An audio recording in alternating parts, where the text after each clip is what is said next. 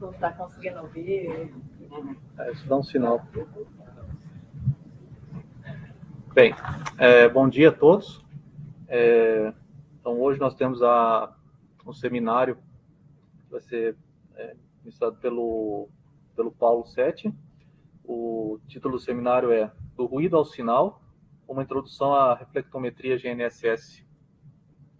O Paulo ele é engenheiro cartógrafo e mestre em ciências cartográficas pela Unesp de Presidente Prudente e tem doutorado em ciências da engenharia pelo Laboratório de Geofísica e Sensoramento Remoto da Universidade de Luxemburgo e desde 2020 desenvolve pesquisas com GNSS-R orbital com foco em aplicações ambientais e é integrante do grupo de trabalho de umidade do solo e inundações da missão Cygnus, que é conduzida pela NASA. E atualmente o Paulo está trabalhando com a gente aqui no CPTEC em aplicações de GNSS-R voltadas para a estimativa da umidade do solo. Então, Paulo, fica à vontade para o seu seminário. Obrigado, Renato. Bom, então, já fui introduzido, né? Eu sou o Paulo, comecei agora aqui. Desde o meu doutorado, eu tenho trabalhado com refletometria GNSS. E a ideia desse seminário, então, é mais uma introdução à refletometria GNSS, como ela funciona, algumas das aplicações, em preparação para o Amazônia 1B, que vai contar com um sensor de refletometria. Bom, então esse é o conteúdo da minha apresentação. Eu vou começar introduzindo o GNSS rapidamente, que talvez nem todos conheçam o termo. E aí eu passo para a refletometria GNSS, falando um pouquinho sobre o princípio, as observáveis que são utilizadas, a resolução espaço-temporal do método, algumas das principais missões que nós temos atualmente, algumas vão ser lançadas ainda no futuro, as vantagens desse método comparado a outros métodos e as aplicações.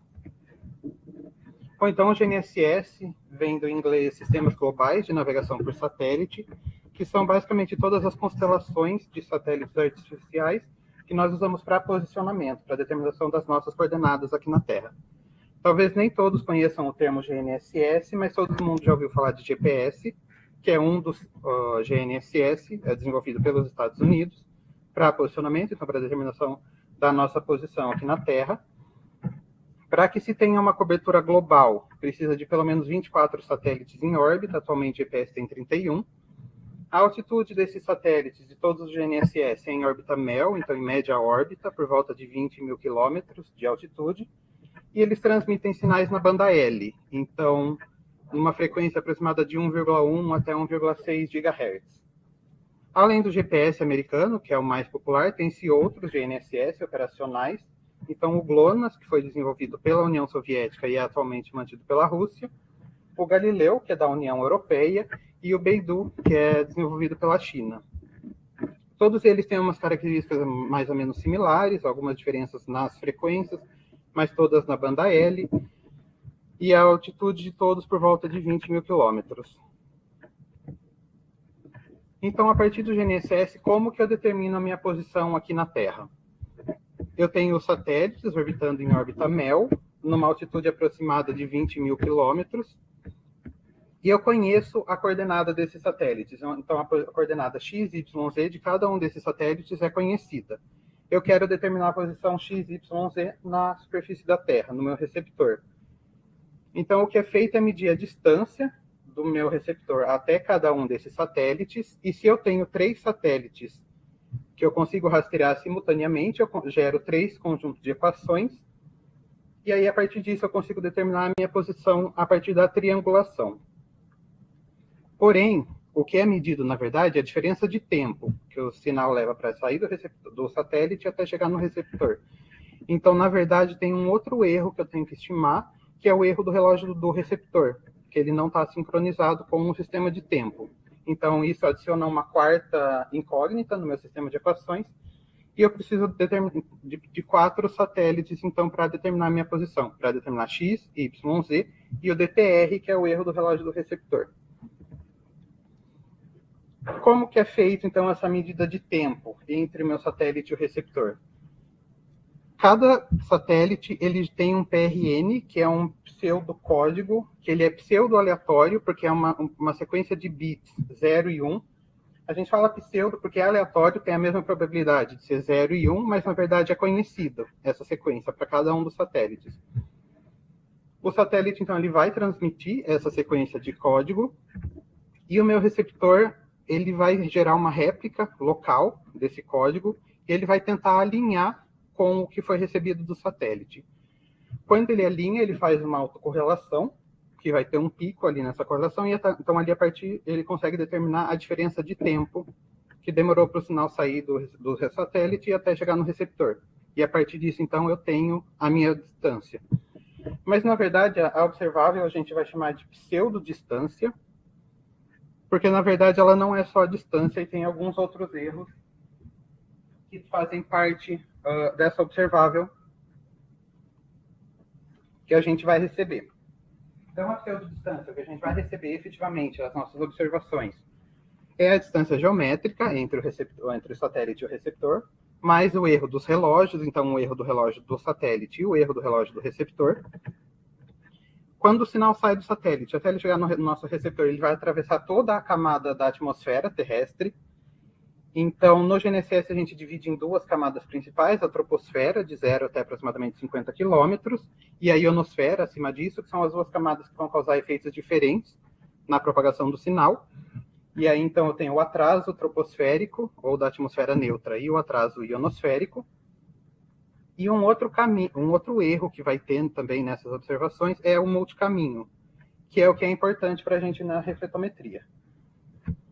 O que é o multicaminho, então? O sinal, quando ele sai do satélite até o receptor, eu vou ter o sinal direto, então na linha de visão do satélite até o receptor, mas na verdade eu tenho também outros sinais que vão chegar até o meu receptor por meio de reflexões.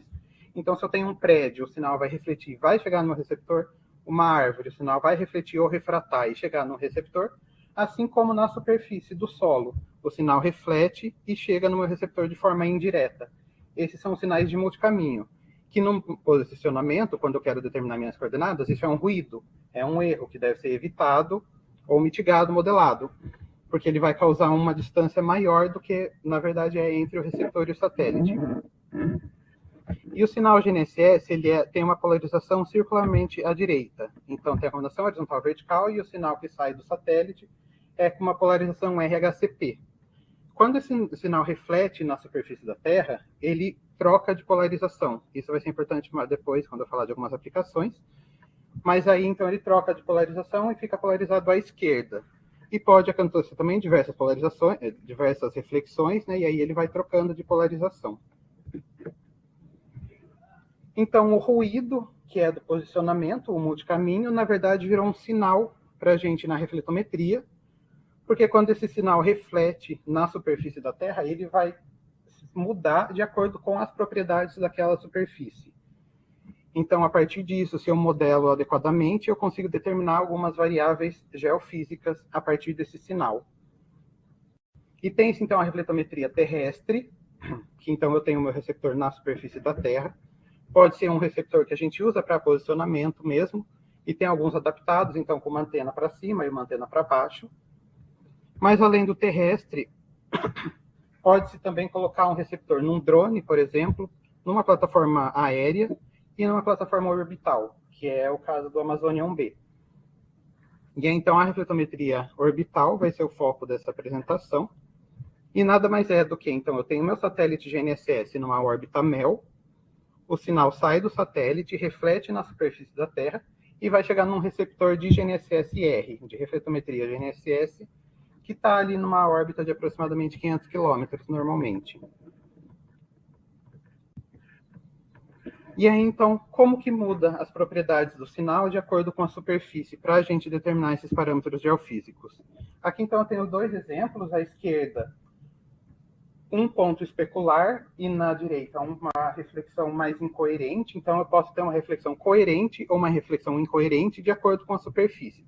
Se ela é mais plana, eu tenho uma superfície coerente, e se ela começa a ficar mais rugosa, eu vou ter uma reflexão incoerente. A gente pode imaginar isso nesses exemplos das duas fotos que eu tenho com uma câmera. Então, eu tenho a luz que sai da Lua, que refletiu do Sol.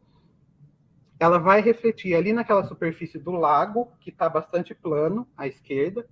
E aí ela vai chegar na minha câmera, cada ponto reflete coerentemente. Então, eu tenho uma reflexão praticamente especular.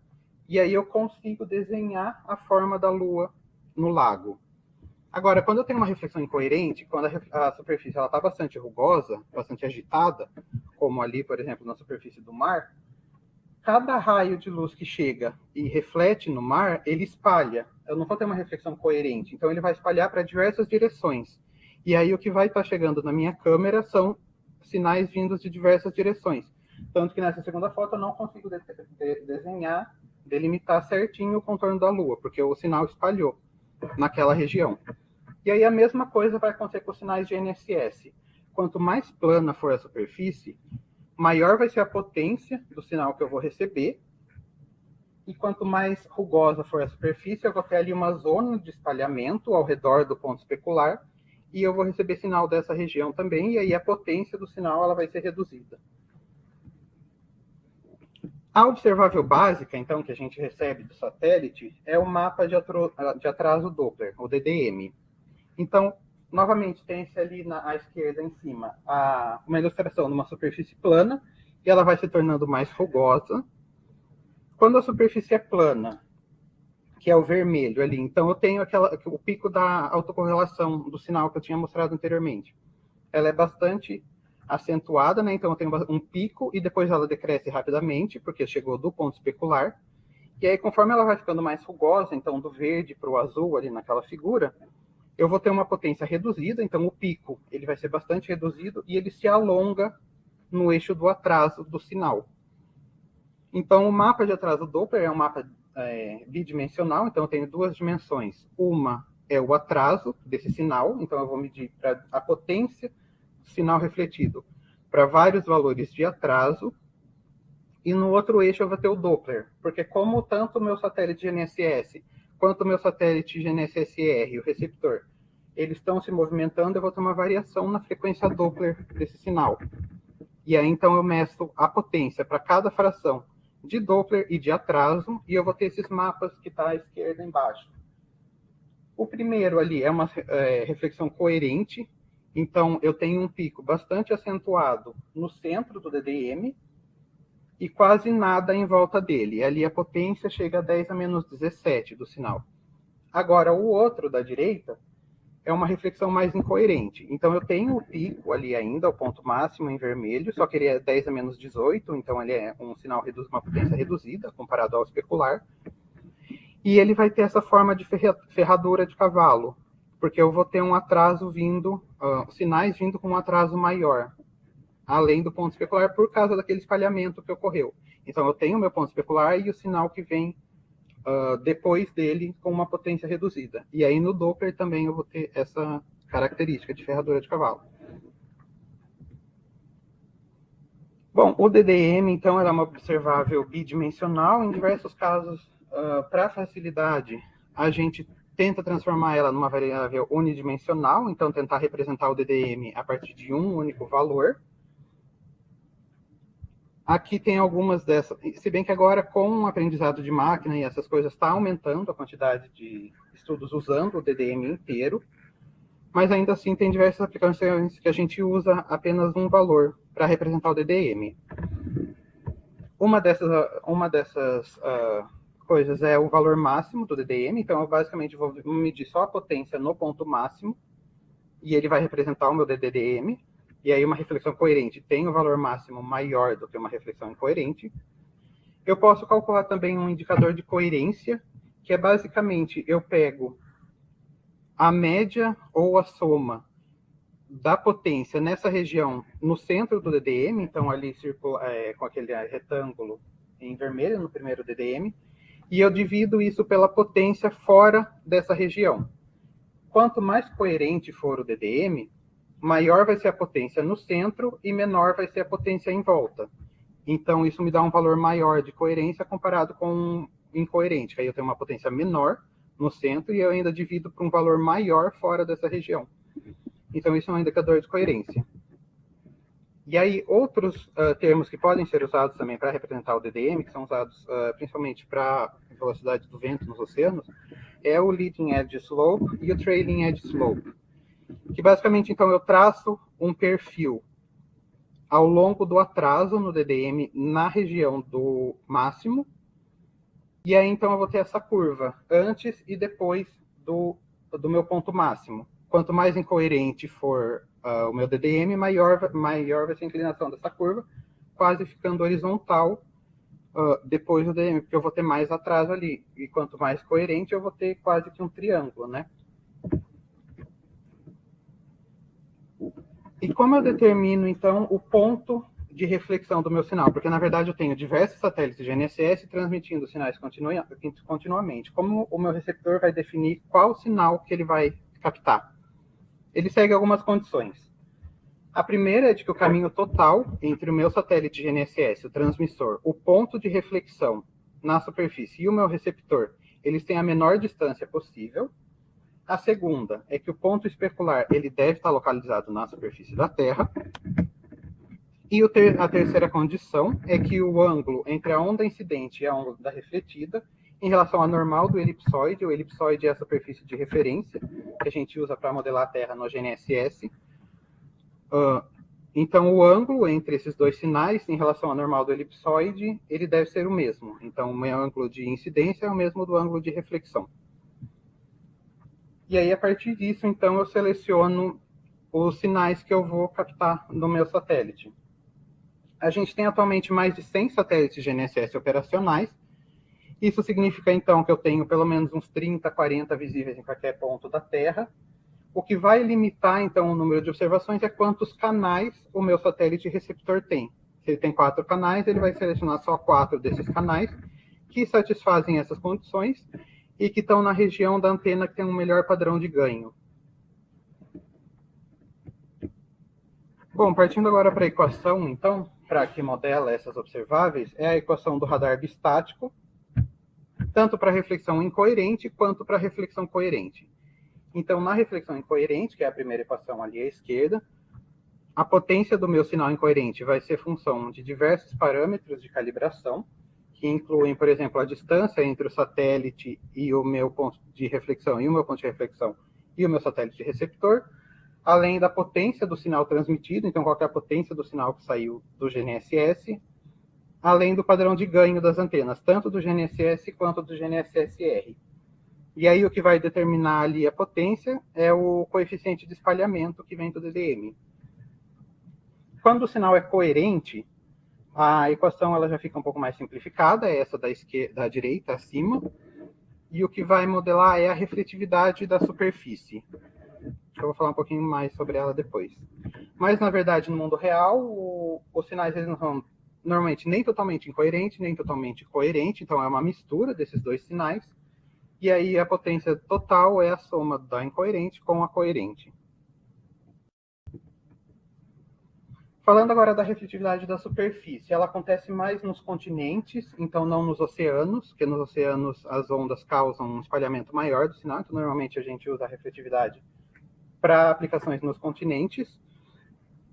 E ela vai ser uma função, então, de alguns parâmetros que são dados nessa equação. O primeiro é o coeficiente de reflexão de Fresnel, que ele vai basicamente depender das propriedades do solo e da quantidade de água que eu tenho no solo. O desvio padrão da superfície, que vai ser basicamente indicar quão rugosa é essa superfície. Então, basicamente eu meço a altura da superfície em diversos pontos e aí eu tiro o RMS dela, o desvio padrão, e aí eu tenho quão rugosa ela é. Se ela é completamente plana, vai ser 0. O outro parâmetro é o tal, que é a profundidade ótica da vegetação. Então, basicamente vai indicar a quantidade de vegetação que eu tenho, a quantidade de água na vegetação. Quanto mais vegetação, maior o espalhamento do sinal, além do ângulo de incidência desse sinal. Então, basicamente, nos continentes, vai depender da umidade do solo, da vegetação e da rugosidade da superfície. A gente pode ver nessa primeira figura à esquerda, no eixo horizontal eu tenho a umidade do solo, E no eixo vertical eu tenho a constante dielétrica do solo, então que ela é diretamente proporcional à refletividade da superfície. Quando a constante dielétrica aumenta, a refletividade aumenta. Então nós vemos que a umidade do solo é diretamente proporcional à refletividade. Então quando eu aumento a umidade do solo, eu vou ter um aumento na refletividade da superfície. A segunda figura, novamente no eixo horizontal eu tenho a umidade do solo, no eixo vertical a refletividade da superfície, e as diferentes curvas são o RMS da superfície, então quão rugosa ela é. A gente vê que quando eu aumento a rugosidade da superfície, eu tenho uma diminuição na refletividade da superfície, porque eu vou ter um espalhamento maior desse sinal refletido. Da mesma maneira, eu vou ter o VOD, aqui agora à esquerda, que vai indicar a quantidade de água na vegetação. Quando eu aumento a refletividade, quando eu aumento o VOD, eu tenho uma diminuição na refletividade, então eles são inversamente proporcionais, porque quanto maior a densidade de vegetação, maior vai ser o espalhamento do sinal naquela região, então a refletividade diminui. E a outra variável que eu tinha mostrado é o ângulo de incidência, que é então, teoricamente, nos modelos, quando eu aumento o meu ângulo de incidência, eu tenho uma diminuição na refletividade, principalmente quando eu passo de 50 a 60 graus no ângulo de incidência do sinal. Agora, indo para uma coisa menos teórica, mais prática, essa é a refletividade da superfície no Brasil, medida pela missão CYGNSS, que é uma missão da NASA, eu vou falar um pouquinho mais sobre ela depois. A gente pode ver que a refletividade, a partir disso a gente consegue ver todos os corpos d'água ali da bacia amazônica, porque eu tenho uma reflexão mais coerente nos rios, nos corpos d'água, comparado com a vegetação. Então eu consigo delinear todos os corpos d'água. Eu vou ter uma refletividade menor, ali quase preto, então nas áreas mais vegetadas, dá para comparar o mapa da refletividade com esse último mapa, que é o de conteúdo de água da vegetação. Então, quando eu tenho mais vegetação, eu vou ter uma refletividade reduzida, por causa do espalhamento na vegetação. E eu também tenho uma refletividade menor nas áreas mais acidentadas de terreno. Ali o mapa do meio mostra o mapa de altitude do Brasil. Então, ali em Minas Gerais, na Bahia, a refletividade ela vai ser menor por causa do terreno mais acidentado. Dá para comparar, por exemplo, com uma região ali no Tocantins, que é bastante plana, e eu tenho uma refletividade mais alta. Passando agora do Brasil para o mundo, essa é a cobertura do CYGNSS, ele tem uma inclinação de 35 graus, então ele vai cobrir só ali a região equatorial, região tropical. Do Brasil eu já falei, dá para a gente ver também nas regiões mais acidentadas, ali na Cordilheira dos Andes, no Himalaia. Então o valor da refletividade ele é bastante reduzido por causa do espalhamento do sinal. Em outras regiões mais desérticas, como no deserto do Saara, eu não tenho água, mas é bastante plano. Então, eu tenho uma refletividade mais alta ali naquela região também. Aqui é a refletividade, de novo, agora da Spaia. É uma missão, uma constelação de satélites de uma companhia privada. Eles têm 4 satélites de fotometria. 2 deles são com cobertura polar. Então, eles mapeiam o mundo todo. As conclusões são basicamente as mesmas, tirando ali na região do leste europeu, no Oriente Médio, que a gente vê uma refletividade muito alta e que não dá para a gente determinar muitos parâmetros geofísicos. E por que isso acontece? Isso foi uma outra aplicação que surgiu do GNSS-R, que não era uma aplicação do GNSS, quando o GNSS foi pensado, que é para determinação de interferência de radiofrequência, o RFI. Nós temos 2 tipos principais de RFI, que é o jamming, que é a transmissão de ruídos na mesma frequência. Então, eu vou transmitir um sinal na mesma frequência que o GNSS, e aí o receptor não vai conseguir calcular a posição. E o outro tipo é o spoofing, que é a transmissão do código GNSS falso ou modificado, que aí, então, ele leva o receptor a calcular uma posição falsa. E, além disso, tem o RFI não intencional, que ele é causado por falhas na instrumentação e por outros sistemas de comunicação. Então, o que o RFI vai causar no meu DDM? À esquerda ali eu tenho um DDM que se espera de uma reflexão incoerente. Eu tenho o meu pico ali mais ou menos no meio do DDM, e acima do meu ponto especular, ali do meu ponto máximo, na teoria não é para chegar nada, porque o ponto especular é a menor distância. Então, se eu estou com um atraso menor que o especular, não é para ter nada ali naquela região, tanto que está preto. Agora, no da direita, é o que acontece quando tem o RFI. Eu tenho o sinal vindo constantemente e todo ruidoso. Então, a hora que eu meço o ruído ali, se eu tirar a média, por exemplo, daquela região acima do pico, acima daquela linha em vermelho, nos 2 IDMs, eu vou ter um valor muito mais alto de ruído para o da direita do que para o da esquerda. E aí essa figura mostra o ruído das observações da missão Cygnus para o ano de 2019, aqui a média. A gente consegue ver que ali no Oriente Médio, que é uma região que tem bastante conflitos, o ruído nas observações é muito mais alto. Tem estudos que estão usando a refletometria para determinar onde que eles colocam esses aparelhos de RFI. Aqui só fazendo um parênteses, um exemplo, no conflito Israel-Hamas, que começou em 2023, eu tenho a refletividade, o ruído medido antes até o dia, no gráfico ali de baixo, aquela linha vertical é o dia que estourou mesmo o ruído, o conflito. Dá para ver claramente que tem um aumento no ruído das observações, o que significa que naquele dia eles ligaram algum desses aparelhos para o GPS não funcionar realmente naquela região. Voltando agora da experiência então, do RFI para a refletividade da superfície, esse aqui é um outro mapa em falsa cor, com a refletividade média para o ano de 2021. Eu dividi, então, em 3 períodos do ano, em vermelho, de janeiro a abril, em verde, de maio a agosto, e em setembro, em azul, de setembro até dezembro. E a gente vê as variações, então vão indicar as variações sazonais na refletividade da superfície.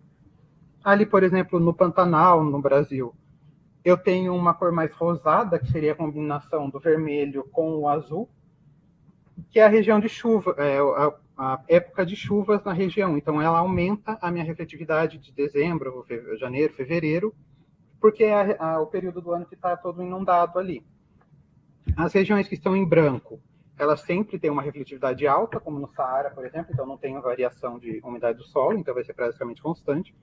E o que está em preto significa que tem sempre uma refletividade baixa, como as regiões florestais, né? A Amazônia, ali no Congo, na Ásia, que sempre vai ter um espalhamento muito alto dos sinais por causa da cobertura de vegetação, além das regiões montanhosas. Bom, eu vou falar um pouquinho agora sobre a resolução espaço-temporal da GNSS-R. Normalmente, quando a gente vai para radares, radiômetros, a gente tem bem definido a trilha desses satélites, né? A região que ele vai cobrir a cada passada do satélite. Na refletometria, a gente não tem isso. Por quê? Primeiro que vai depender se a reflexão é coerente ou incoerente. Lembra que eu tinha mostrado aquela figura. Se a reflexão é coerente, é basicamente um ponto, uma região pequena. E conforme vai ficando incoerente, vai aumentando essa região ao redor dos pontos especular. E aí, então, calcula-se que quando a reflexão é coerente, eu posso chegar a meio quilômetro, e quando ela é incoerente na superfície dos oceanos, por exemplo, pode chegar até a 25 quilômetros, essa região. Isso num instante, mas na verdade o que acontece é que o satélite de GNSS-R, quando ele está passando, ele vai integrar esse sinal durante um período de tempo. Que no Cygnus, por exemplo, é de meio segundo. Então, nesse meio segundo, eu vou alongar essa minha resolução espacial no sentido da trilha do satélite, e ela pode chegar até 3,5 quilômetros, mais ou menos. Então, eu vou ter uma elipse, que na linha do satélite é de 3,5 km, quando a reflexão é coerente, e aí, perpendicular à trajetória do satélite, eu vou ter o meio quilômetro. E como essas reflexões ocorrem? Como eu falei, tem mais de 100 GNSS, satélites GNSS em órbita, eu tenho aquelas condições para determinar o ponto especular. Então, a posição deles no terreno vai ser praticamente aleatória. Não é bem aleatória porque a gente consegue determinar precisamente, né? Porque a gente tem as coordenadas de todos os satélites, mas é quase aleatório, porque hoje ela pode acontecer aqui, amanhã ela acontece um pouquinho para lá, depois um pouquinho para lá, porque vai depender dessa geometria. Essa figura de baixo, à esquerda, por exemplo, ela mostra as trilhas do satélite para um dia. Então, dá para ver que elas são praticamente aleatórias, né? E vão variando de um dia para o outro. A figura da direita mostra, aquela linha preta é a trajetória do satélite de refletometria, e aí, como o Cygnus ele tem 4 canais, ele vai rastrear os 4 sinais que estão mais próximos. Então, por isso que eu tenho o meu satélite ali em preto, o Cygnus, passando, e aí ele vai rastrear 4 sinais de GNSS que estão próximos ali na reflexão, que satisfaça aquelas condições. Então, se é para falar da resolução temporal dessas observações, a gente precisa de um grid de coordenadas, porque senão é quase que aleatório. Então, normalmente, para a umidade do solo, tem-se usado 3, 9, 36 quilômetros. Para corpos d'água, 1 quilômetro, 3 quilômetros normalmente. E aí, então, a resolução temporal vai depender do tamanho do grid que eu estou usando. Se eu uso um grid de 50 quilômetros, por exemplo, todo dia eu vou ter uma observação lá, provavelmente, se eu tenho uma constelação como a da Cygnus. Agora, se eu uso um grid de... Nessa figura é um grid de 9 quilômetros que eu estou usando. Então, com um dia, eu tenho uma... Não sei se dá para ver muito bem ali, que eu tenho diversos pontinhos, né, naquela região. Então, eu tenho uma cobertura boa, só que eu não cubro tudo. Aí, depois, com 3 dias, eu já melhoro bastante essa cobertura. E quando eu chego em uma semana, eu já tenho uma cobertura bastante boa. Se eu fosse para 3 quilômetros, isso ia piorar, mas eu ia ter mais detalhes, né, usando um grid de 3 quilômetros. E se eu vou para 36 quilômetros, por exemplo, eu tenho observações quase que diárias, só que com menos detalhamento das minhas observações. Passando agora um pouquinho para as missões de GNSS orbital. A gente tem algumas constelações, alguns satélites desde 2003, mas eles foram mais experimentais, então eles coletavam dados um dia a cada 8 dias, ou coletava a cada só 30 segundos por dia, coisas assim. Até que em 2016, a NASA lançou a missão Cygnus, que foi a primeira que realmente foi voltada só para refletometria GNSS, e uma constelação de 8 satélites. Então, ali sim aumentou bastante os estudos de refletometria. Aqui nesse gráfico eu mostro o número de publicações sobre refletometria orbital por ano, de 2000 até 2025. A gente pode ver que ela vinha crescendo ao longo do tempo, mas ali 2015, 2016, quando a missão Cygnus foi lançada, tem um crescimento bastante grande no número de publicações. Bom, a gente tem diversas missões aqui, então, algumas privadas, algumas governamentais. Eu vou focar em 3 delas, são as principais aqui, vai ser a Cygnus, a Hydro GNSS, que vai ser lançada pela ESA esse ano ainda, e o Amazônia 1B, que vai ter características bastante similares ao sensor de refletometria da Hydro. Bom, a missão Cygnus, como eu falei, ela foi lançada pela NASA em 2016. O objetivo principal dela é para a determinação da velocidade do vento nos oceanos, para monitoramento de ciclones tropicais. Então, por isso que ela tem aquela inclinação de 35 graus, que ela cobre só a região equatorial tropical, porque ela é voltada para ciclones. Mas, a partir disso, surgiu diversas aplicações lá nos continentes também, depois disso. Bom, como eu falei, ela tem 8 satélites, 4 canais por satélite. Então, isso significa que cada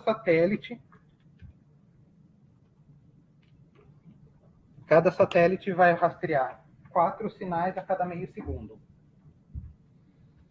Então, eu vou ter 4 observações a cada meio segundo, vezes 8 satélites. Atualmente tem 7 satélites, que um parou de se comunicar com a Terra em 2022. Então, atualmente, a constelação tem 7 satélites. A altitude, como eu já tinha falado anteriormente, é por volta de 500 quilômetros. A integração do sinal, então, é de 2 Hz. Né? Então, eu vou ter uma observação a cada meio segundo. Isso a partir de julho de 2019, que antes era de 1 Hz. A frequência, ele vai coletar, então, observações da constelação GPS, que é a constelação americana, na frequência L1, 1.5 GHz. A polarização, então, ele só vai coletar os sinais polarizados circularmente à esquerda, então as reflexões do sinal à direita, que foi emitido pelo satélite. E basicamente isso. Bom, a Hydro, então, ela é uma missão... A Cygnus, ela era voltada principalmente para a velocidade do vento nos oceanos. A Hydro, ela já é voltada mais para as aplicações terrestres, nos continentes. O lançamento está previsto para o último trimestre de 2025. Vai ser 2 satélites, então, e cada um vai ter 4 canais também, então igual ao Cygnus. A altitude é por volta de 550 quilômetros. A inclinação, então, ele vai ter uma cobertura polar, então ele vai cobrir o globo todo. Ele vai coletar dados GPS e Galileu, então, da constelação norte-americana e da constelação europeia. Nas frequências L1 e L5, então eu vou ter 2 frequências e 2 polarizações. Ele vai rastrear tanto os sinais circularizados à direita quanto à esquerda. E o Amazônia 1B, vai ter características bastante similares, então órbita polar também, GPS-E Galileu, 4 canais e as 2 polarizações de sinal. Aí ainda na integração do sinal, ele tem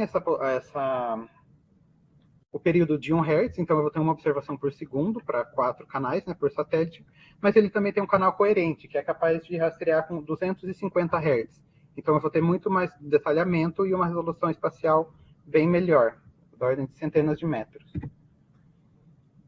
E quais são as aplicações, então, da refletometria GNSS orbital? A gente tem diversas aplicações, por exemplo, monitoramento de glaciais, monitoramento de congelamento e degelo do solo, inundação em pântanos, a rugosidade da superfície, então a topografia da superfície, conteúdo de água da vegetação, a umidade superficial do solo, monitoramento de corpos d'água, o oceano, então monitoramento no oceano, tanto para a topografia do oceano quanto para ventos, monitoramento de gelo nos mares e das camadas de gelo. Tá, mas eu tenho sensores que são feitos especificamente para essas missões. Então, quais seriam as vantagens de eu usar a refletometria orbital e não um sensor voltado especificamente para cada uma dessas aplicações? Uma das principais vantagens é o custo reduzido dessa missão, das missões. A gente tem ali, por exemplo, o SMAP e o SMOS, são para a determinação de umidade do solo, que custou mais de $500 milhão. O NISAR, que vai ser lançado, acho que agora, está para ser lançado, que é radar, custou 1,5 bilhão. E a missão Cygnus, então, que tem 8, cada um desses era apenas um satélite. A missão Cygnus, que tem 8 satélites, custou por volta de 150 milhões de dólares. E por que eu tenho um custo reduzido? Porque os sinais que eu estou rastreando é dos sinais GNSS, que estão disponíveis o tempo todo e gratuitamente. Então, aí por isso, tanto que a refletometria ela é, então, uma técnica passiva, porque os sinais que eu estou recebendo não foram emitidos pelo próprio satélite, mas ela pode ser classificada como ativa também, porque é um sinal artificial que foi gerado por um outro satélite. Mas aí, como o próprio satélite não precisa gerar esse satélite, eu tenho uma economia de energia e tudo mais, então reduz bastante o custo dessa missão. Uma outra vantagem da refletometria é a operacionalidade 24 horas por dia, porque os satélites GNSS operam continuamente para posicionamento e em todas as condições temporais. Se eu quero monitorar, por exemplo, corpos d'água na região amazônica, se eu vou para imageamento, eu não consigo ver diversos corpos d'água por causa da vegetação que está por cima, não vai funcionar à noite e normalmente tem bastante nuvens na região amazônica. Então, fica mais difícil. Já com o GNSS, ele não é afetado pela atmosfera, em termos de potência do sinal. Então, ele funciona o tempo todo em todas as condições de tempo. A resolução espacial, como eu falei, ela depende bastante das características da superfície. Mas ela pode chegar a uma resolução espacial subquilométrica, 500 metros, até, depende do grid que eu estou usando.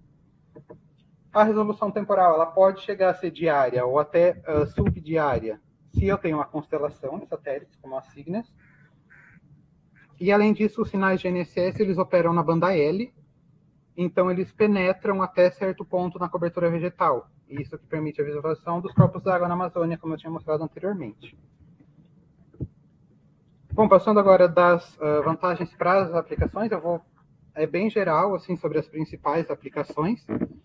A primeira que eu vou falar é a umidade superficial do solo. Então, tem diversos modelos que foram apresentados na literatura. Então, eu tenho modelos empíricos, que eu preciso de uma referência para calibrar o meu modelo. Então, pode ser do SMAP, por exemplo. E aí, a partir dali, eu defino uma regressão linear, por exemplo, entre a refletividade da superfície e a umidade do solo. Tem-se modelos físicos, só que aí eu preciso de referência também para as outras variáveis, que a refletividade não é só a função da umidade do solo, então eu teria que corrigir a vegetação, a rugosidade da superfície. E agora o que tem crescido bastante é aprendizado de máquina, que aí eu preciso de diversos dados auxiliares, mas que podem produzir resultados mais acurados dependendo da região. Como, por exemplo, o VWC, que é o conteúdo de água da vegetação, a rugosidade da superfície, a topografia em alta escala, né? Então, a rugosidade é ali questão de metros e a topografia eu vou para quilômetros. A textura do solo, então, se é formado por argila, areia, silt, a combinação delas. e outras observações, como o NDVI e uso e cobertura do solo. O mapa de cima mostra a correlação que eu tenho entre refletividade da superfície e umidade do solo para a missão Cygnus. Então, a gente vê que a gente tem uma boa correlação ali indo para roxo em algumas regiões, principalmente quando eu tenho variabilidade na umidade do solo ao longo do ano e que não seja densamente vegetado. E eu tenho uma correlação bastante baixa em algumas regiões ali em amarelo, como por exemplo no deserto do Saara. Por que a correlação ali é bastante baixa? Porque eu não tenho variabilidade na umidade do solo ao longo do ano. Então, o ruído nas observações vai ser maior do que a variabilidade na umidade do solo, então ele tem uma correlação muito baixa. O mapa de baixo já mostra o RMS não enviesado das estimativas de umidade do solo. Então, esse RMS não enviesado é bastante usado na umidade do solo, que é basicamente o RMS tirando efeito sistemático, então só o erro aleatório nas minhas observações. E dá para ver ali que ele cresce em regiões com densidade de vegetação alto, como na região amazônica, ele está rosinha, então. Em algumas regiões o RMS é bastante baixo, no Saara, apesar de eu ter uma baixa correlação, eu tenho um RMS baixo, que como não tem variabilidade na umidade do solo, vai determinar basicamente o mesmo valor todo dia e o RMS é baixo. Focando agora no Brasil, essa é o mapa do RMS, então, foi gerado com dados da missão Cygnus. Então dá para ver que a gente tem um RMS mais alto, de novo, nas regiões vegetadas, e um RMS por volta de 5, 6% nas outras regiões do Brasil. É importante lembrar também que, nesse método aqui, o SMAP foi usado como referência para calibrar o meu modelo. Só que o SMAP em si não recomenda a utilização dos dados dele quando o conteúdo de água da vegetação é maior que 5 kg por metro quadrado. Então, toda essa região que está em azul, nesse último mapa à direita, o SMAP não recomenda, ele estima a umidade do solo, mas ele não recomenda a utilização. Então, o próprio SMAP tem um erro que eu estou propagando para minhas observações. Essa figura aqui, essa tabela, né, auxiliada pela figura, ela divide, então, o RMS da umidade do solo de acordo com o mapa de cobertura e uso da terra, da classificação do IBGE. A gente vê que vai depender, então, a acurácia que eu consigo vai depender da cobertura do solo, novamente maior em vegetações. E eu tenho uma mediana, então, desse RMS não enviesados de 5,9%, considerando todas as regiões do Brasil, e 5,4% quando eu considero só as regiões em que o SMAP recomenda a utilização dos dados dele. Então, esse é o erro que se tem mais ou menos na umidade do solo, por volta de 5%. Uma outra aplicação é os corpos d'água, então eu volto com essa figura da refletividade na bacia amazônica, nós podemos ver claramente todos os corpos d'água, que isso pode ser aplicado em um modelo para extrair, então, detectar os corpos d'água e como eles variam ao longo do tempo, então não é no período de cheia e no período de seca. A figura da direita é a refletividade sobre o Pantanal, então eu tenho também dá para diferenciar os corpos d'água. O maior problema com os corpos d'água atualmente é regiões planas, que vão ter uma refletividade da superfície alta também, então às vezes o modelo pode achar que aquilo ali é água, mas na verdade é só uma região plana. A maioria dos modelos, por exemplo, se a gente aplica no deserto do Saara, eles vão detectar que tem bastante água lá, mas na verdade não, por causa da refletividade alta. Então isso que tem que tomar cuidado, calibrar bem os modelos. Os dois tipos principais de modelos que tem atualmente na literatura é uma classificação binária, então eu vou usar um pixel de 1 ou 3 quilômetros normalmente, e vou falar se ali o pixel inteiro é água ou não é água, é terra. E outros modelos também mais robustos já estimam uma fração de água que eu tenho em cada um desse pixel, então quanto por cento daquele pixel é água. Essas figuras mostram a quantidade de água detectada na bacia amazônica em alguns estudos que foram feitos utilizando diferentes sensores. O primeiro é o GSW, que é baseado em imagens Landsat. A gente vê que ele basicamente detecta só o rio Amazonas, o maior, e alguns tributários maiores, por causa da cobertura vegetal e da cobertura de nuvens. E aí o segundo, então, eu tenho já um radiômetro, que eu consigo determinar bem mais, é baseado em dados do SMOS aqui, combinado com o Landsat também. Então eu já consigo ver bem mais. O terceiro é o Chapman, é um produto SAR, do Allos Pulsar, que é na banda L, um SAR na banda L. Eu já consigo ver bem mais coisas também. E o último é o Cygnus, que também eu consigo detectar todos os corpos d'água. E até uma região ali no norte, que não se sabe direito se é água, se não é água. Tem diversos estudos discutindo isso, porque tem bastante cobertura vegetal. Então, o Cygnus provavelmente ele superestima a quantidade de água por causa do footprint de quilômetro e por causa do tamanho do grid que eu estou usando, mas outros métodos, principalmente se eu estou usando imagens, eles vão subestimar essa quantidade de água. E o Cygnus, como eu tinha falado, ele tem o Hydro também vai ter. O Cygnus tem uma frequência intermediária de observações que eles podem coletar dados com uma frequência maior do que o meio Hertz. Eles podem chegar até 20 Hz, isso é quando o segmento de controle decide rastrear alguns sinais, porque é bastante pesado, né? Então eles escolhem algumas regiões, em algumas datas, para rastrear esses sinais com alta frequência. Nos incêndios da Califórnia, agora que teve ano passado, eles estavam coletando dados em alta frequência lá, e pode chegar até a 20 Hz, então eu vou ter uma observação a cada 0,05 segundos. E aí isso resulta numa resolução espacial bem melhor da minha elipse, né, por volta de centenas de metros, e não quilômetro. E aí ali é uma dessas trilhas nos corpos d'água da Amazônia, e aí a gente dá para ver que dá para delimitar certinho o rio, né, como a refletividade aumenta quando ela passa pelos corpos d'água, que a superfície é bem mais plana e menos rugosa do que a vegetação. Uma outra aplicação é a biomassa, então eu vou monitorar a vegetação. É a partir dos DDMs, então, quanto maior a densidade de vegetação, maior vai ser o espalhamento desse sinal e mais reduzido vai ser a potência do sinal. A gente vê ali nos dois gráficos que eu tenho a refletividade e a biomassa, então elas são inversamente proporcionais. Quando eu aumento a biomassa, eu diminuo, né, a refletividade, porque eu vou ter um maior espalhamento. Outra aplicação, como eu falei, é o de focos de incêndio, principalmente para regiões vegetadas, porque então se eu tenho a minha vegetação, eu vou ter um espalhamento, e aí quando pegou fogo eu não tenho mais a vegetação, então a minha refletividade vai aumentar. Então essas duas variáveis são diretamente proporcionais, né? Quanto maior o foco de incêndio, maior vai ser a minha refletividade, ou a razão sinal ruído, o SNR das minhas observações. E aí esse é um estudo que foi publicado, e ele foi com aprendizado de máquina, e dá para ver que ele tem uma boa detecção de áreas incendiadas e com não incêndio.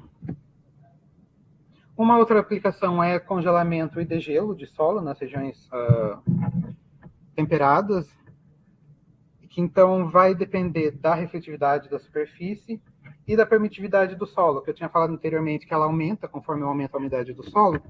Aqui eu mostro agora a permissividade do solo para diferentes temperaturas. Então a gente pode ver ali no eixo horizontal que quando o solo está congelado, a temperatura está menos que zero, eu tenho uma permissividade bastante baixa, que vai reduzir, vai ser uma refletividade da superfície então bastante baixa. E aí quando esse solo não está congelado, eu tenho um aumento na minha refletividade da superfície.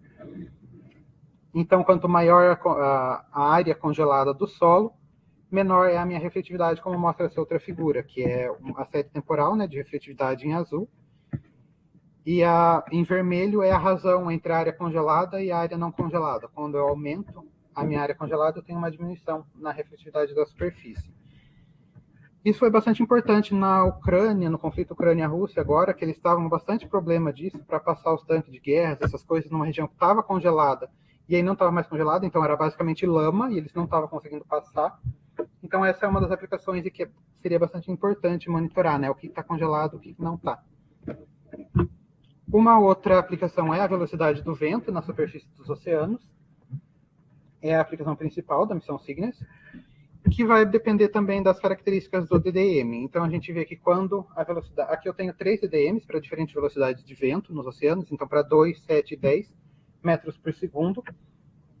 A gente vê que conforme eu vou aumentando a velocidade velocidade do vento, mais o meu DDM vai ficando incoerente, mais eu consigo ver aquela forma de ferradura de cavalo, e eu vou ter sinais chegando com um atraso maior, além do ponto especular. E aí isso é utilizado, e aí principalmente para a velocidade do vento, eles usam bastante aquelas duas variáveis que eu falei, o TES e o LS.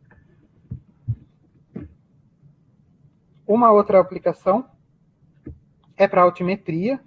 Aí, então, agora a gente passa para uma outra parte da refletometria. Então, o Cygnus, por exemplo, não foi feito para isso, porque ele mede principalmente a potência do sinal. Quando eu vou para a altimetria, eu vou precisar do atraso do sinal mesmo. Eu vou precisar das minhas observações de GNSS, então de fase. E aí, normalmente, quando eu preciso que o sinal seja bastante coerente para que eu consiga fazer isso. E aí, normalmente, são utilizados a refletometria para ângulos rasantes, ou a GGR, que seria os grazing angle, que são ângulos de elevação de 5 até aproximadamente 30 graus. É ali que eu vou ter mais coerência no meu sinal. A figura de esses mapas aqui são com dados da Spire, eles têm grazing angle, observações de grazing angle, então com elevação de 5 até 30 graus. Nos satélites de radioocultação deles, acho que não em todos, mas na maioria, então eles conseguem rastrear esses sinais também. O mapa de cima é o número de observações que esses satélites da Spire coleta, e a figura de baixo é a porcentagem de coerência dos sinais. Então, a gente pode ver que onde mais tem coerência são ali nas zonas polares, e é onde eu consigo determinar melhor a altimetria. Então, na altimetria, basicamente, o que é feito? Eu tenho o meu sinal de fase do sinal, eu vou medir o atraso do sinal que chegou diretamente até o meu receptor, então do satélite GNSS até o meu receptor GNSS-R, ou GGR, e o meu sinal que refletiu. E aí a diferença de tempo, se eu aplicar a trigonometria por essas equações, eu consigo determinar a altura. Que aí são variações de altura, né? Porque eu vou determinar relativamente variações de altura ao longo do tempo ou ao longo do espaço. E aí, se eu tenho uma referência, eu consigo determinar a topografia do mar. E agora mais uma aplicação, essa é a última, é a detecção e classificação de gelo nos oceanos. Esse é uma GGR também, então para ângulos rasantes, elevação de 5 até 30 graus. O Cygnus, normalmente, a elevação é bem mais alta, que seria o ângulo de incidência de 0 até 60, o ângulo de incidência é o inverso do ângulo de elevação. E ali o que dá para ver, o que eles medem é o ruído nas observações de fase do GNSS. E quando eu tenho gelo, o ruído é bem menor do que quando eu tenho mar, por causa do espalhamento que vai ter por causa das ondas e tudo. Então, a partir disso, eu posso delimitar aonde que tem gelo e aonde que é mar aberto. Tem ali para a Antártica e para o Círculo Ártico. E além disso, também o que dá para determinar é a classificação do gelo. Então, se é um gelo novo, a partir da diferença nesse ruído. Se é um gelo que foi formado agora ou se é um gelo mais antigo. E aí, a partir disso, tem-se a classificação. E é isso. Aqui tem algumas considerações finais, né, sobre tudo que eu falei. Eu vou focar só no Amazônia 1B, então, que está para ser lançado aí no ano que vem. Numa órbita polar, ele vai ter 4 canais. Vai rastrear GPS e Galileu em dupla frequência, então L1 e L5, e com dupla polarização. A circular à direita e a circular à esquerda. Quando eu tiro a fração entre essas duas, ele vai me facilitar a estimativa de alguns parâmetros, como a umidade do solo, por exemplo, e determinação de corpos d'água. E é isso. Muito obrigado. Se alguém tiver alguma pergunta.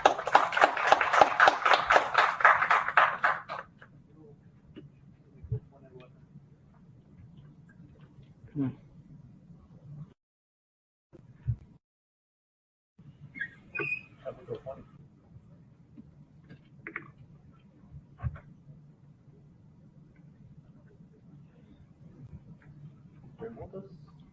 Você vê ali também que o pessoal está online, né?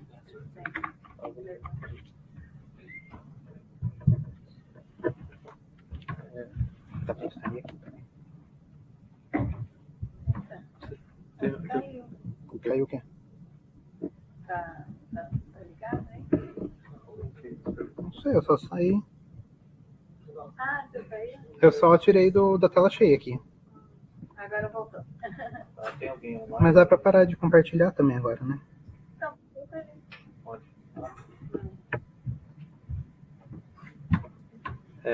Pessoal que está online, alguém gostaria de fazer alguma pergunta para o Paulo?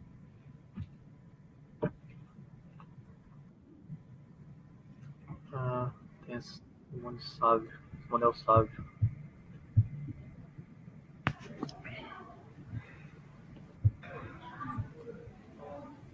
A gente tá sem o... Eu posso... Sim, senhor? Eu posso escrever? Bom dia, posso escrever ou posso falar? Sim, pode falar. Tudo bem, Paulo. Bom, então, obrigado aí pela apresentação, muito boa. Eu sou aqui do Centro de Controle de Satélites, do CCS, né? Então, futuramente a gente irá controlar o satélite da Amazônia.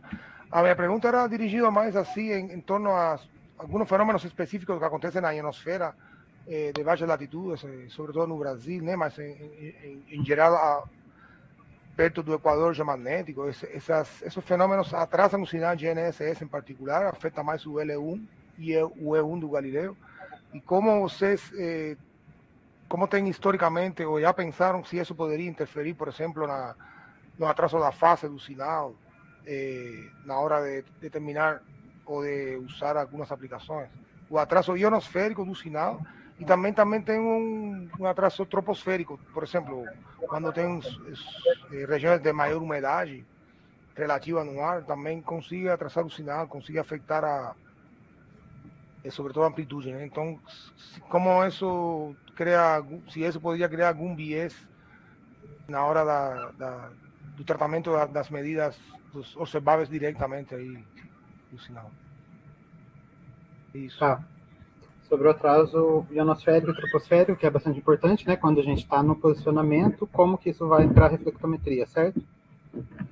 Isso. Quando a gente está falando das aplicações da missão Cygnus, por exemplo, e que é o Rádio GNSS e o Amazonian B, que vai ter também, eu estou mais interessado na potência desse sinal do que no atraso em si. Então, a potência ela vai ser afetada um pouco, mas não a ponto de que eu não consiga fazer as minhas observações. Então, o atraso ele é mais importante da ionosfera e da troposfera quando eu estou naquelas aplicações de altimetria, por exemplo, que aí o atraso é bastante importante.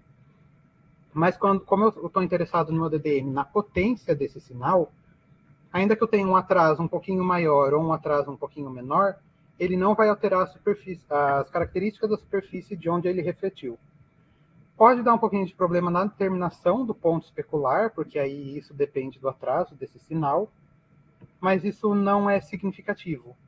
Tem alguns estudos da missão Cygnus que eles usaram dados da missão Cygnus para determinar o S4, por exemplo, que é um índice de cintilação ionosférica. É possível em algumas regiões dos oceanos quando não se tem muita variabilidade na refletividade. Mas, normalmente, na superfície dos continentes, por exemplo, a gente nem consegue detectar a cintilação, porque as propriedades da superfície em si são muito mais significativas do que a cintilação em si, quando eu estou falando desse sinal refletido. Ok, obrigado. Então, Matheus, né? Matheus, Matheus, vai fazer a sua pergunta. Oi, bom dia. Meu nome é Matheus, eu trabalho aqui no INPE e eu estou ajudando na carga útil do Amazônia. Minha pergunta, Paulo, bom, primeiro, apresentação muito boa, fico muito contente de você estar na equipe, tirou um pouco das minhas preocupações. Mas o que eu ia saber é o seguinte, você tem alguma experiência com relação à calibração do instrumento? Sobretudo a passagem de um A para um B, e todos os efeitos, né, sobre a propagação, presença de chuva, a resposta das antenas, e assim vai. Uhum. Eu tenho pouca experiência, o que eu uso mais é o nível 2, então, né, 2 e 3, então eu estou mais interessado nas aplicações da refletometria. Eu sei um pouquinho, algumas coisas de calibração, assim, que eu usei, principalmente IRP, como que faz essa calibração, mas o meu foco mesmo é no nível 2, nível 3 de dados. Tudo bem. Mesmo assim vai ajudar bastante. A apresentação sua foi muito elucidativa. Sim, a sua apresentação foi muito elucidativa, porque embora eu tinha algumas noções, eu tinha uma dificuldade de passar, e você passou de uma maneira super didática. Está de parabéns, viu? Obrigado. Oi? Oi? Os Cygnus têm todos os manuais, né, de como é feita todas as calibrações, eles publicaram diversos artigos também. Sim, Mas sim, é eu já uma tenho. outra Sim, informação para outra. sim, eu já tenho eles, mas é sempre bom contar com mais uma opinião, né, uma Aham. experiência. Não, Muito tudo obrigado, precisar, a mesmo gente assim. conversa. Tá, obrigado.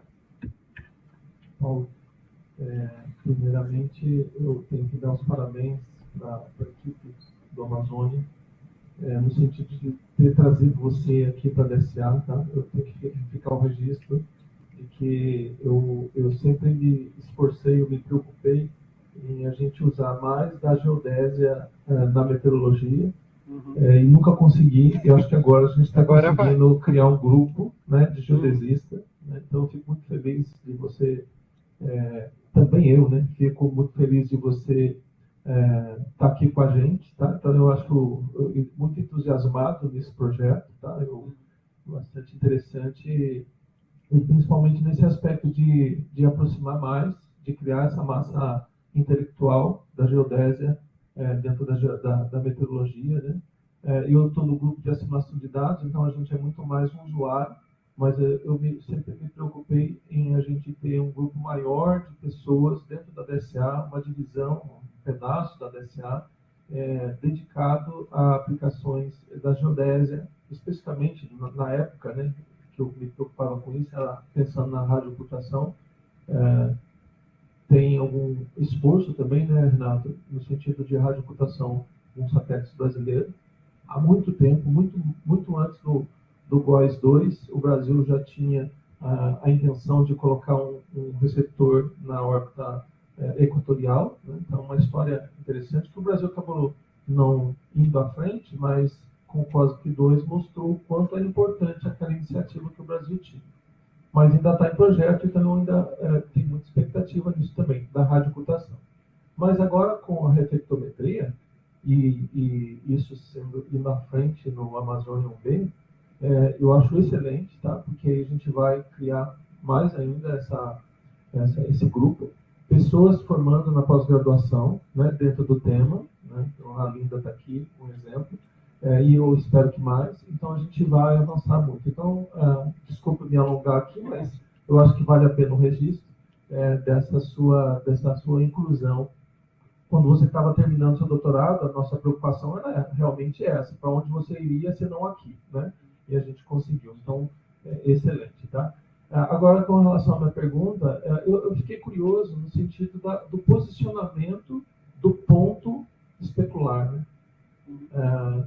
O receptor recebe o sinal do GPS puro, então ele tem a posição dele muito bem definida. A posição do satélite, de alguma forma, não precisamente, mas tem uma efeméride também conhecida em tempo real, estou imaginando. Então aí cabe a minha pergunta também. Em tempo real, a gente consegue posicionamento desse ponto com certa precisão? Então eu queria que você falasse um pouquinho mais sobre a definição desse ponto, porque o que ele está recebendo só a potência. Ele não sabe de onde vem. Então eu estou imaginando que é pela geometria dos dois satélites, né? Essa pergunta tem outras, mas eu gostaria que você falasse um pouco mais disso. Obrigado. Muito obrigado, Saput, pela pergunta. Eu fico bem feliz de estar aqui também. Eu fiz doutorado fora, eu queria voltar para o Brasil. Acho que é bem legal que o Brasil vai ter uma missão de refletometria. E sobre a sua pergunta, então, a determinação do ponto especular, ela é bastante teórica, né? É basicamente pela geometria mesmo. Eu sei onde está o meu satélite GNSS. Eu estimo a minha posição do refletométrico, e aí ali, a partir disso, a partir daquelas condições, eu teoricamente determino aonde está o ponto especular, que aí eu vou filtrar os sinais que eu estou recebendo para aquela direção. Então, sim, é quase em tempo real. Aí depois, quando esse dado chega para a Terra, ele é corrigido, então eu vou corrigir esse sinal, então para melhorar, ajustar esse ponto, mas o maior problema não é nem tanto a determinação do ponto em si, é da topografia do terreno. Então, eu preciso de um DEM bastante preciso, tanto que inicialmente o Cygnus nem funcionava, porque como ele foi previsto para a velocidade do vento nos oceanos, ele nem tinha um DEM. Ele basicamente calculava tudo no elipsoide mesmo, então nem funcionava. Se eu ia para uma altitude acima de 600 metros, 400, 600 metros, era basicamente só ruído e não tinha nenhuma informação. Aí depois, acho que foi no meio de 2018, foi lançado em dezembro de 2016. No meio de 2018 que eles integraram um DEM. Então aí a partir disso eles conseguiram realmente determinar a posição do ponto, considerando a topografia, que esse é o maior problema. E aí, como a resolução é de meio quilômetro, 1 quilômetro, se eu estou errando ali o meu erro das efemérides, de 1, 2 metros, 5 metros, 10 metros, que seja, não vai fazer tanta diferença.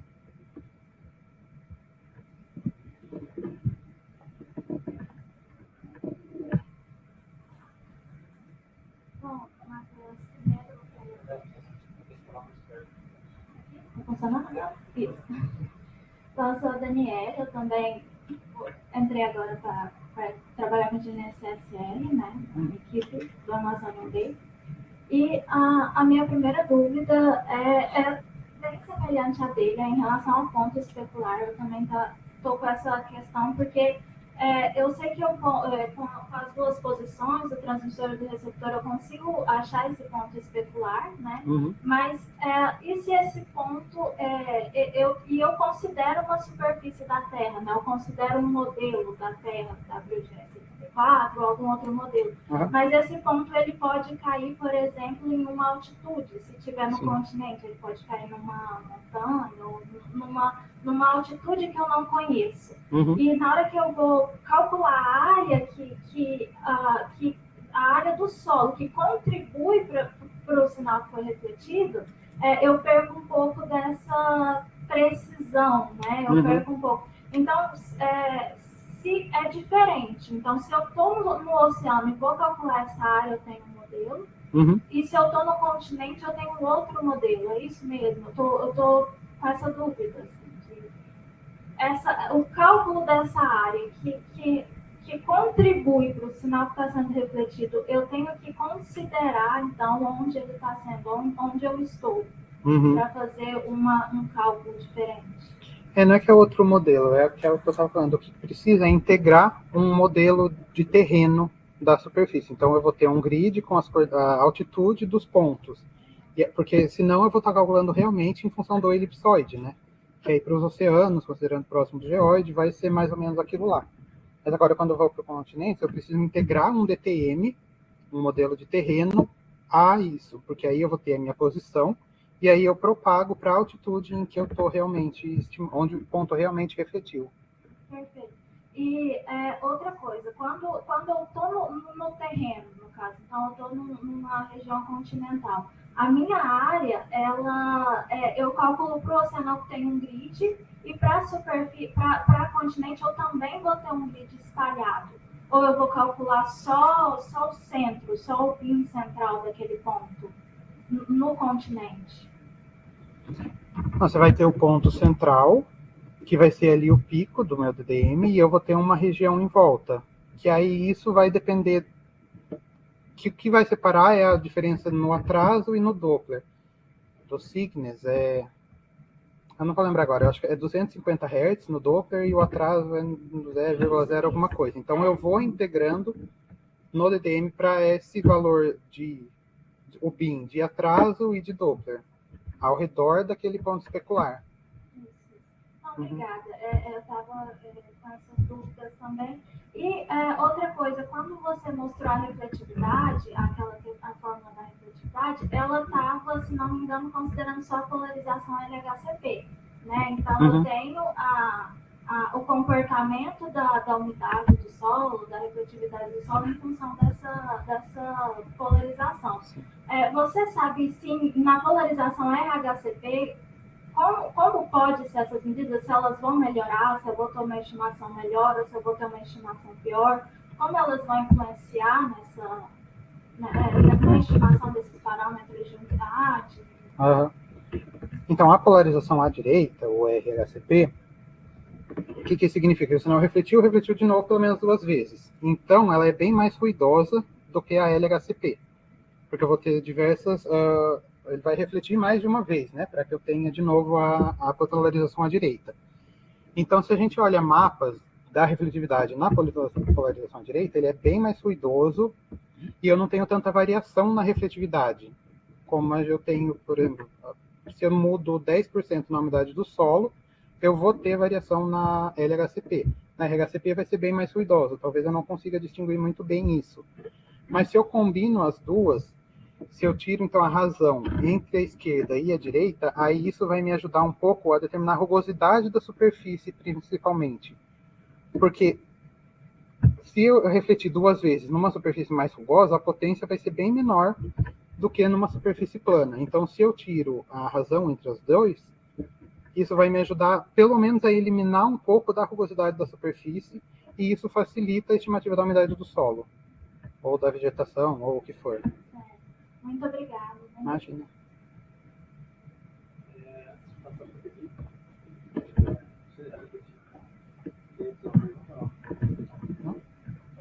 Felipe? Bom dia, pessoal, tudo bom? Tá me ouvindo bem? Tô sim. Paulo, poderia comentar um pouco sobre o impacto na calibração do sensor, dependendo se ele vai ficar ligado só sobre o Brasil ou se ele vai ficar ligado no resto do mundo, se complicaria ou se não teria diferença, o que seria o ideal? Em termos de calibração do sensor. Então, porque na calibração em si, o que eu vou determinar são principalmente parâmetros da antena, a posição, então isso eu acho que... Porque o sensor em si, ele vai estar funcionando o tempo inteiro, certo? Ele não vai, até onde eu entendi, ele talvez não vai estar registrando as informações de refletometria. Então, eu acho que isso não faria tanta diferença. Seria mais no conjunto de dados para calibração depois dos modelos nível 2 e nível 3, né? Digo assim, na parte do aprendizado de máquina, e quando você quiser discriminar o solo dessas outras variáveis, como a rugosidade e vegetação, importa ter um conjunto de treinamento maior, ou como é que você vê isso? Teria dificuldade se ele for ligado só sobre o Brasil? Ah, tá. Então, mais na calibração dos modelos depois nível 2 e nível 3, né? Não na calibração do satélite em si. Então, acho que em questão espacial, não tanto, porque aí define as regiões de interesse. O que afeta mais é que eu preciso de uma série temporal de dados para conseguir calibrar os modelos. Eu preciso ter observações na época chuvosa, na época seca, para que o meu modelo consiga diferenciar essas variações em umidade do solo, falando de umidade do solo, por exemplo. Então, acho que espacial não tanto. É interessante ter diversas regiões, né? Porque aí a gente vai diferentes coberturas do solo, diferentes densidades de vegetação, mas eu acho que o mais importante é o tempo. Então, que em toda passagem pelo Brasil, ele colete as observações. Por exemplo, eu acho que o tempo é bem mais importante do que o espaço. Obrigado. Imagina. Pode passar a palavra para a Leila agora. Leila?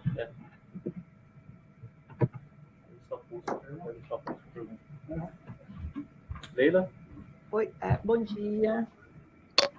Quer dizer, eu sou servidora do INPE e atualmente estou servindo aqui na Agência Espacial Brasileira. A minha dúvida, quer dizer, eu tenho várias dúvidas, né? Para mim é tudo novo, mas parabéns, eu agora consegui entender, né, mais ou menos como é que funciona o sistema. Uma das dúvidas que eu tenho em relação, por exemplo, você tem lá o sistema, né, o GNSS, eles têm 8 sensores. Né? No caso de 8 sensores, eu fico pensando em termos de cobertura, tá, da Terra. No caso aqui, a gente vai ter um sensor, né, do Amazônia B. Tá? A ideia é usar esse sensor, né, junto com os outros, tá, para imagiar, para obter sinais daqui do Brasil. E quanto tempo, por exemplo, se eu utilizar só o sensor do Amazônia B, que vai gastar para eu ter, por exemplo, todas as informações da Amazônia, por exemplo, ou de todo o Brasil? Tá. Então, ele sozinho, como eu falei, a posição do ponto varia muito, as reflexões, né? O ponto especular varia muito de um dia para o outro. Então, ainda que eu tenha passagem diária, se eu quiser cobrir exatamente o mesmo lugar, pode demorar dias, semanas, talvez. Mas aí, se eu quero um nível de detalhamento menor, eu posso usar um grid de 30, 50 quilômetros, por exemplo, aí eu vou ter mais observações. Então, acho que depende um pouco disso, de se a gente quer detalhamento, aí vai demorar mais com um satélite, e se a gente não está tão interessado no detalhamento, mas quer uma visão mais geral, assim, do comportamento, aí eu posso agregar em grids maiores, e aí eu consigo uma cobertura melhor. Isso falando dele funcionando sozinho. Eu penso em nível Aí aplicações de agricultura, por exemplo, né? Uhum. Agricultura, por exemplo, se eu quero fazer identificação de áreas de agricultura irrigada.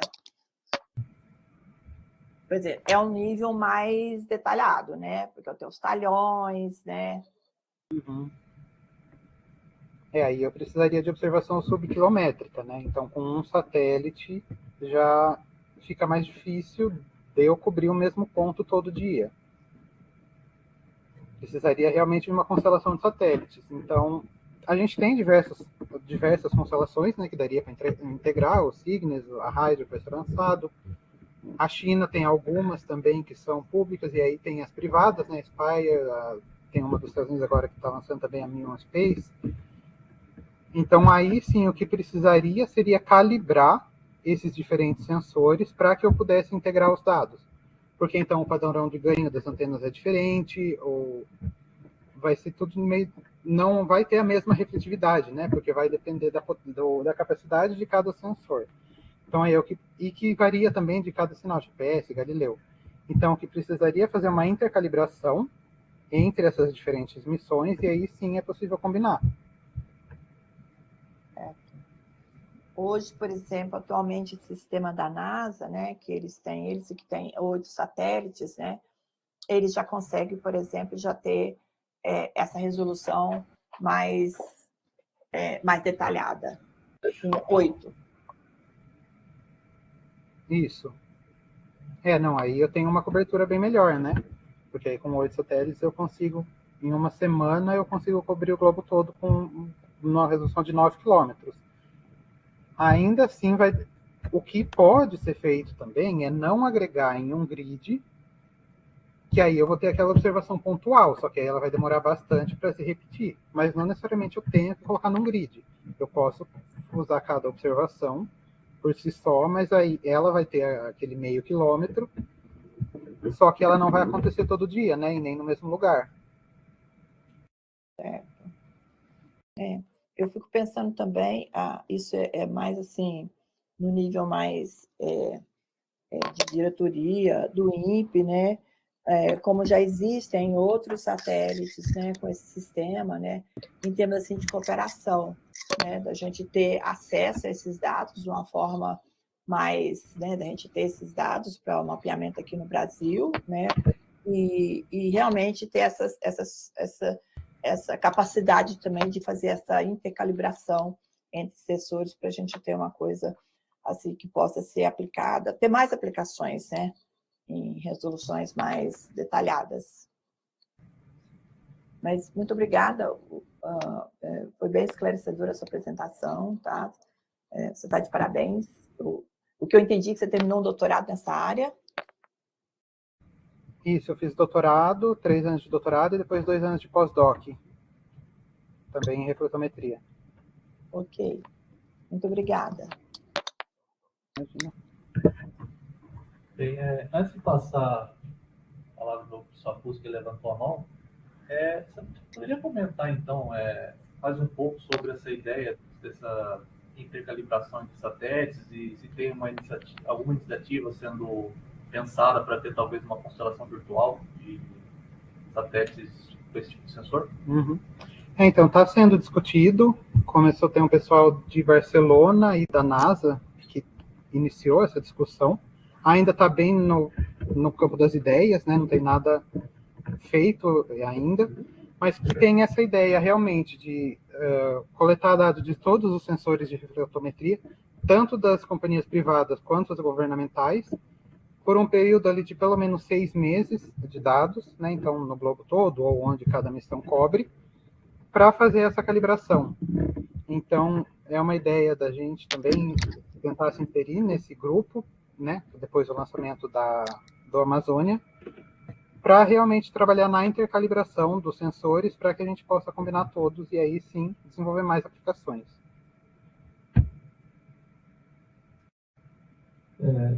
Paulo, eu gostaria de ter uma pergunta, mas gostaria de comentar sobre o que a Leila pontuou. Eu vejo assim que uma iniciativa como o Brasil está fazendo, de colocar um receptor, um satélite brasileiro, é uma forma de contribuir com o processo, né? E de alguma forma a gente conseguir os benefícios dessa constelação que os outros têm. E gostaria até que outros satélites brasileiros tivessem a mesma linha de desenvolvimento, né? Ser colocado outros receptores no futuro. Essa é uma expectativa. Eu acho que eu acho muito bem vista pelos outros, né, que investem já nesse tipo de coleta de dados. Paulo, eu queria ver, eu fiquei com dúvida nessa questão do grid que você falou. Eu acho duas coisas. Uma é interessante porque você pegar essa informação que está fora de um grid, desorganizada, né, como a observação e organizar ela de forma regular no grid, é bastante positivo, porque você passa a ter uma superfície homogênea observada. Mas aí tem um problema, que é essa questão que, de alguma forma, você colocou. Onde você colocar, se você tem um volume, né, um espaço, uma área de 3 km, se a sua observação é de 1, se ela caiu dentro você vai levar ela para o centro. Eu estou imaginando para o ponto mais próximo, né? Existe um erro aí, né? De alguma forma você está injetando um erro. Para a simulação de dados, a gente acaba trabalhando nessa linha, né? Porque a simulação é algo que está irregular, eu trago para um ambiente regular, que é o modelo numérico. Na simulação, a gente provavelmente não usaria esse produto, mas sim a observação com a sua posição direta, né? Eu só queria que você falasse um pouco mais sobre essa questão de como escolher o ponto e a resolução, né? E tem mais um ponto. Quanto maior a resolução, quanto maior essa área, ou menor a resolução, maior o erro também nesse transporte da observação do ponto central, né? Com a resolução melhor, isso é menor, esse erro é menor. Discutisse um pouco isso e a importância, e como vocês fazem, como é feito. Então, essa questão de resolução espaço-temporal é bastante complicada. Na reflexometria ainda não se tem uma resposta final, até porque a pegada de cada observação não é precisamente determinada, né? A gente fala meio quilômetro, que é o caso ideal, mas, na verdade, isso vai depender muito das condições do terreno. Então, isso na comunidade de reflexometria ainda não é precisamente determinado. Qual que é a resolução daquela observação que eu tive? Então, se já começa do erro aí, quando eu vou para o grid, se propaga mais ainda. E se eu tenho uma reflexão numa região plana, por exemplo, eu posso usar um grid de 1 km, talvez, mas na Amazônia, por exemplo, que eu tenho espalhamento do sinal, não faz nem sentido eu usar um grid. Então, esse grid, idealmente, ele variaria de acordo com o lugar, de acordo com as propriedades do lugar. Na teoria, eu deveria ter um grid que varia de tamanho dependendo das condições do local. Isso a gente ainda não tem estudos para determinar o footprint de uma observação, a pegada de uma observação por enquanto. E aí sim passar para o grid. E aí esses grids, normalmente eu falo 3, 9, 36 quilômetros na umidade do solo, porque é o que o SMAP faz. O grid deles é de 36 quilômetros, e aí eles têm uma versão que eles dão scale para 9 quilômetros. Então, aí por isso que quando eu vou calibrar o meu modelo de umidade do solo, faz sentido eu usar um grid de 9 ou 36 quilômetros. Mas quando eu estou usando um grid de 36 quilômetros, se a minha pegada é de meio quilômetro, eu vou estar tirando a média de um monte de observações, que eu podia ter uma resolução espacial muito melhor. Então, isso é algo que está sendo bastante discutido, tem diversos estudos, mas que ainda não se tem uma conclusão. Então, fica meio que, se você quer uma resolução temporal boa, uma resolução espacial boa, e aí fica meio que entre os dois, mas tem que ter muitos estudos ainda sobre isso. No caso da reflexão, também não dá para simular direto, né? Porque depende de uma série de fatores, nascimento, temperatura de brilho. E fazer a simulação dá uma idade do solo mesmo.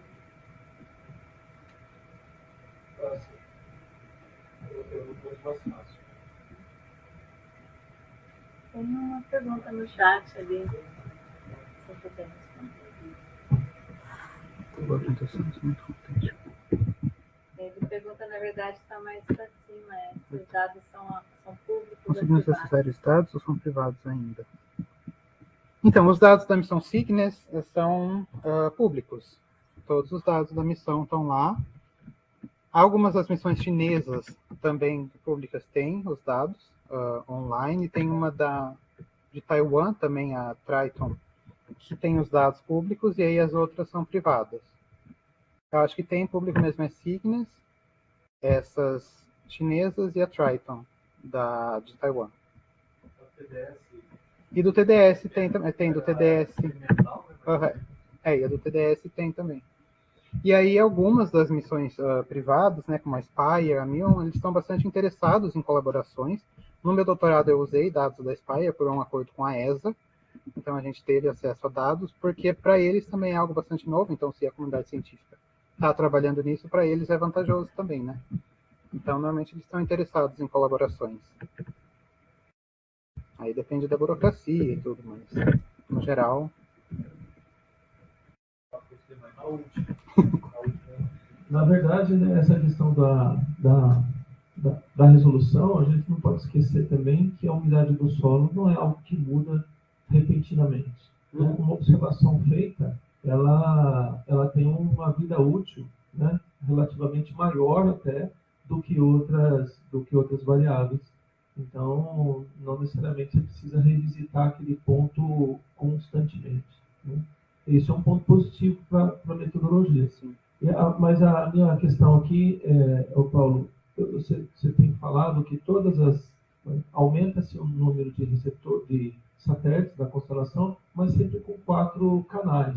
Não seria interessante eu diminuir o número de satélites e aumentar os canais? O que isso seria? Impactaria o processamento, a capacidade de processamento em tempo real? Essa é a limitação, porque só 4 canais?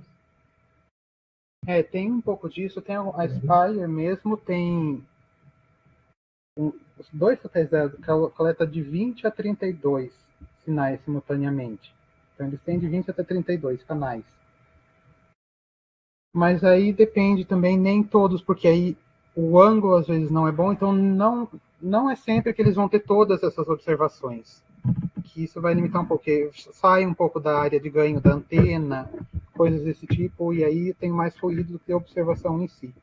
Então, mesmo a Spire que tem de 20 a 32 canais, normalmente eles se tem 10 observações simultâneas. Então, isso varia um pouco também. Mas, na teoria, a gente tem um monte de GNSS, né? Então, daria para rastrear todos.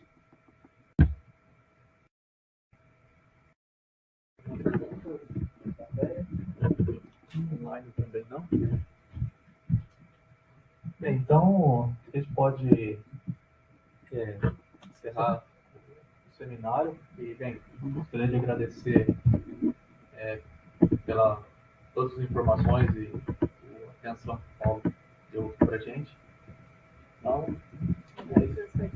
quero agradecer aos participantes online que prestigiaram aqui nosso evento. Então, obrigado a todos. Muito obrigado.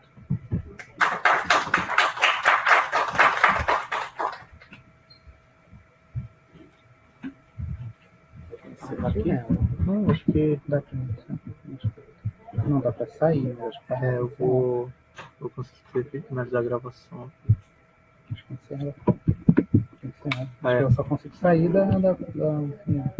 Pode fechar aqui.